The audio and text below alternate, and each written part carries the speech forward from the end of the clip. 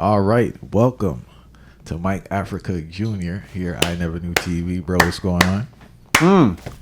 Glad to be here, man. How you feeling? Everything's cool, man. And I know the book On the Move is coming out August 6th, and that will be the main topic of this conversation, along with some history, clear up the mystery, right? I want to start off. I want to talk about your time growing up in Virginia. In the book, you spoke about the strict diet Move members practice and the strenuous exercise regimens, right? Okay.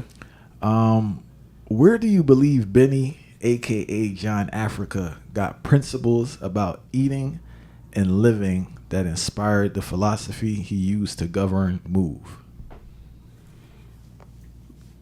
I think John Africa got his understanding about health and fitness and all that. I think he got it from living. I think he got it from partly some of it from being in the military too. I think he also kind of had a gift too. You know, he understood things kind of innately.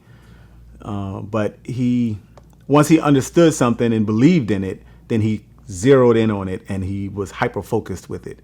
And he was probably extreme with it too. You know what I mean? Like, wait a minute, hold on. Raw food is healthy? All right, so let's go from like this cooked thing to just completely raw. You know, for at least that's the way it was with the kids. You know, we ate all raw food.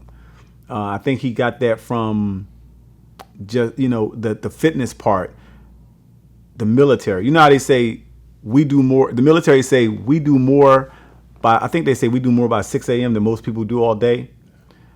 And Move, we did more by 6 a.m. than the military did all week. You know what I mean? And that was just, it was once it was, this does make you strong. This works. Then it was just extreme. And I know as you got older, you started, I know you ate cooked food, right? Oh, yeah. But, because, you know, we got the fad now, the vegan fad, the plant-based vibe. And you guys were on raw food. You weren't even eating cooked food. Think about it, man. Like, how did your body respond to cooked food initially when you started eating cooked food versus just being on a raw food lifestyle? When I first ate, the first time that I was allowed to eat cooked food, that plate of spaghetti and meatballs, I don't remember having a bad experience, like any bodily experience. I remember how good it tastes. I mean, if you after eating raw food all your life, the taste of a cracker is extreme. Like, you don't even realize how delicious it tastes, right? I would imagine as an adult, I would be more aware of what would happen. But at the time, the only thing I was thinking of is how could they have deprived me of this for all these years? Cooked food is addictive. A lot of people think that, like, when people think of like addicting things like drugs and cigarettes, alcohol, these are things that are bad for your health. And oftentimes people don't include food in that or food products in that. But cooked food is addictive. Cooked food is more addictive than any cigarette people could smoke. Do you remember the age you were when you had the spaghetti? I think I was about 5 or 6. I think I was about 5. I don't think I was 6. I think I was about 5. Because we weren't really, this was I know it was 1983. And it was during this period where my family, my parents, my aunt and my grandmother were leaving the organization. And it was when my aunt was like, look, we ain't doing things like Move no more. We about to see some changes up in this house. And one of the first things to go was the raw food thing. And one of the second things was to go was sleeping on the floor. She got a bed. So what was the ideology for sleeping on the floor? It makes you strong. Sleeping on the floor makes your back strong.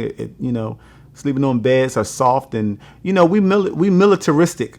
And Move, we were like militaristic. So everything had to be like, you got to be prepared for things. You got to be strong. You can't be caught slipping, getting comfortable. We in a war. So, we sleeping on the floor. It makes your back strong. You don't need to be weak. You don't need to be soft. So sleeping on the floor was part of that, just like the raw food diet was part of that. There is nothing more revolutionary than protecting your own health. Nothing. I don't care how good your rap is, how good you can talk about the injustice in the system. There is nothing more important or more revolutionary than protecting your health. That is what revolution is. And so I think we get caught up in the fuck the police and the fight police brutality and the issues of mass incarceration and all of that. But why are we talking about those things? Because those things directly impact our health. So when we talk about free Mumia, when we say hands off Asada, when we say the killing of Sonia Massey was wrong, all of these things, we're talking about them because they have directly impacted our health in a way where people died, people suffered, people were tormented. So now if the system is responsible for committing these crimes against our health, then why would we not, understanding revolution, why would we not protect our health? Right? So understanding that is what gave us the drive to be healthy.